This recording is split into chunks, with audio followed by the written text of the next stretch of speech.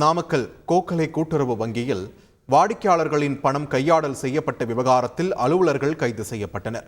கோக்கலை தொடக்க வேளாண்மை கூட்டுறவு கடன் சங்கத்தில் விவசாயிகள் உள்ளிட்ட வாடிக்கையாளர்கள் வைத்திருந்த பணத்தை அவர்களுக்கு தெரியாமலேயே வங்கியில் வேலை செய்த எழுத்தர் பெரியசாமி மற்றும் செயலாளர் பெரியசாமி ஆகியோர் மோசடி செய்து 1 கோடி ரூபாய்க்கு மேல் கையாடல் செய்ததாக தெரிகிறது.